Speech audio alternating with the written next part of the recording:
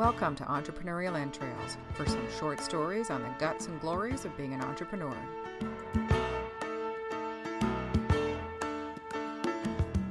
Short people got no reason. Short people got no reason. Hey, this is Elizabeth Plouffe, and welcome to Entrepreneurial Entrails. And today I'm going to be talking about making your block your passion. And that might sound a little odd, but I had a really fabulous meeting with a colleague of mine, Marguerite Zimmerman, and we're putting together a workshop on combining sales techniques and communication and all this kind of great stuff. And she said something that really, well, she says a lot of things that make a huge impact on me, but this one in particular was somebody that she had met who had allowed a roadblock, a mental roadblock, to derail her success. And instead, what Marguerite said to her was, take that block and make it your passion. So, for an example, this will be an example. So, one of the blocks I'm up against right now is really pursuing my target audience and being very aggressive about marketing.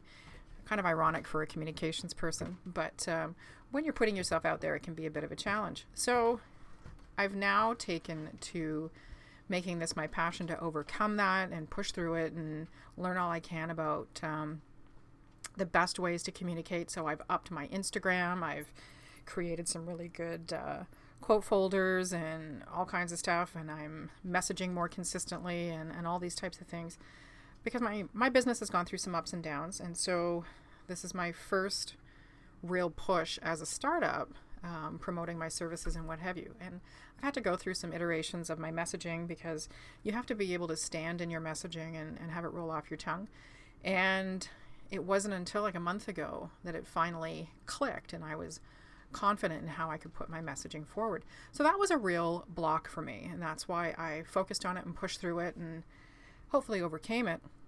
And today I had a Build Buddy session with my good friend Hazel, and discovered today that one of the things I tend to do, which is, a bit sneaky, is, which I admitted to her today, so, the secret's out, is I tend to focus on her issues and problem solving for her so I can avoid talking about my own goals and what I need to do. And I always outline how valuable it is for me to be able to practice my skills with her because I really enjoy coaching people through event planning and communications and all that kind of thing, and maybe getting them to see things a different way. And it always comes out in the end very positive. But I did admit to her today that I sort of focus on solving her issues so I don't have to deal with my own. So another block that I'm overcoming. I am going to commit to her that during our Build Buddy sessions, I'm actually going to commit to goals and talking about myself and all that great stuff.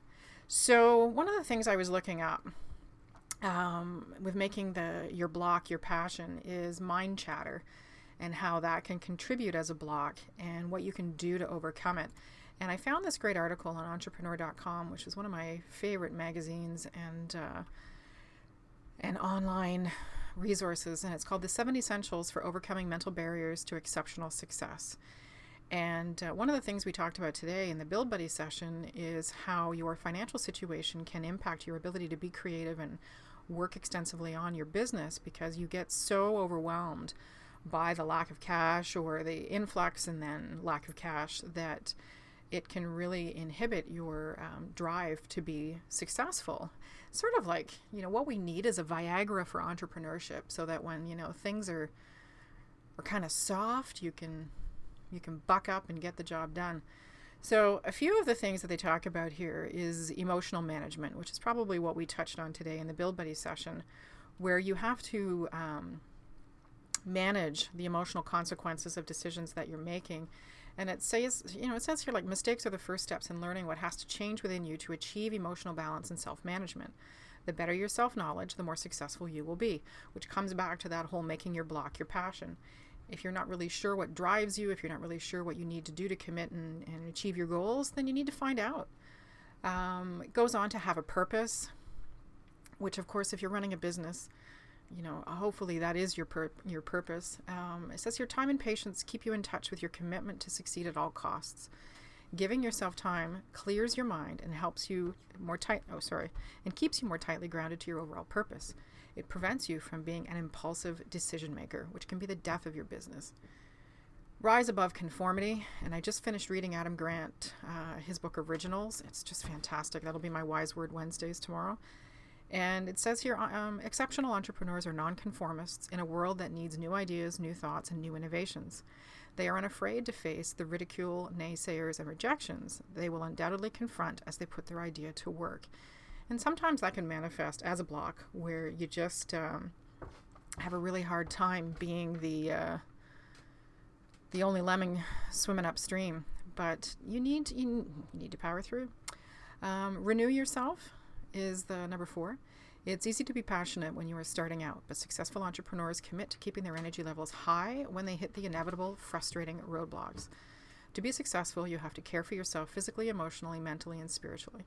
And one of the things we did talk about today in the Build Buddy session is sometimes just taking the time to reach out and admit that you're having a challenge, and listening to other people's stories is enough to help you get past your block, because then you realize it's not that you suck, it's not that you're not doing anything right, it's that this is part of the entrepreneurial journey, and everybody goes through this. And no matter how big or important or amazing you think somebody is, they've got their stuff too. You know, I recently met somebody and they kept referring to their head office.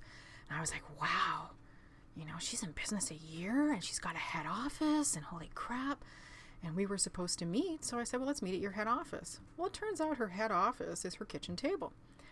So, you know, I had a couple of different reactions to that, but it really brought me down to earth about, okay, so, you know, this person subscribes to the fake it till you make it kind of situation.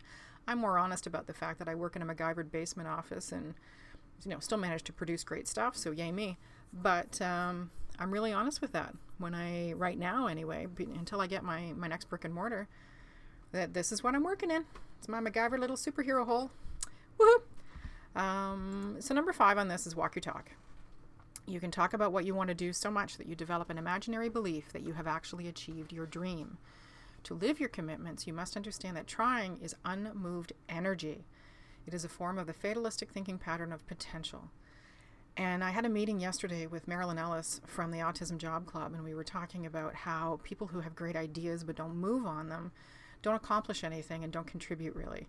And I shouldn't say that they don't contribute, but if you have a great idea and you never do anything with it, if you never ever overcome the block that is preventing you from taking your idea to fruition, then that's a problem.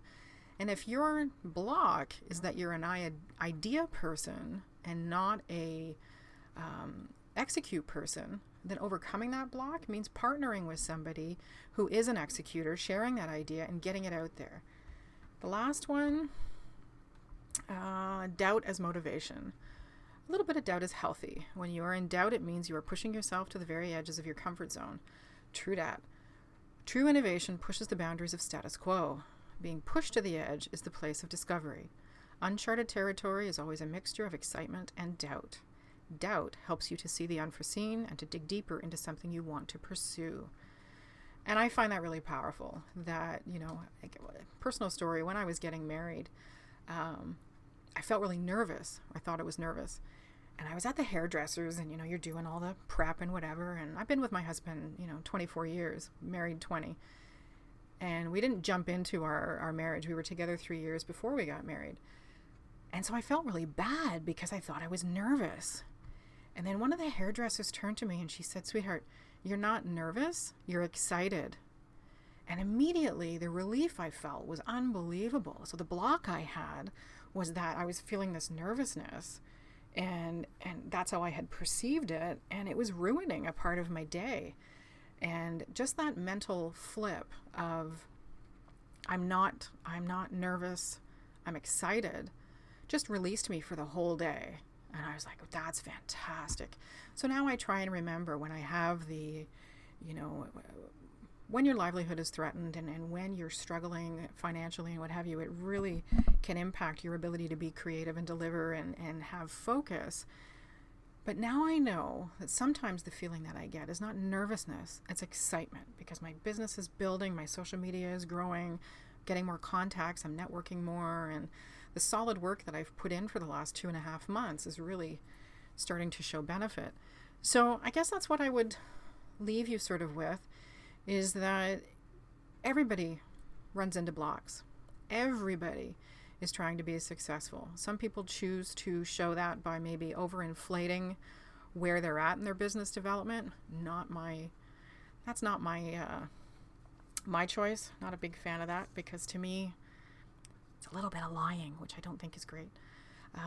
But the other thing is, yeah, you can feel doubtful, but use it as motivation and remember that you are excited about being a non-conformist. You are excited about the idea that you know is going to give value to your clients and your other businesses, depending on what you're providing.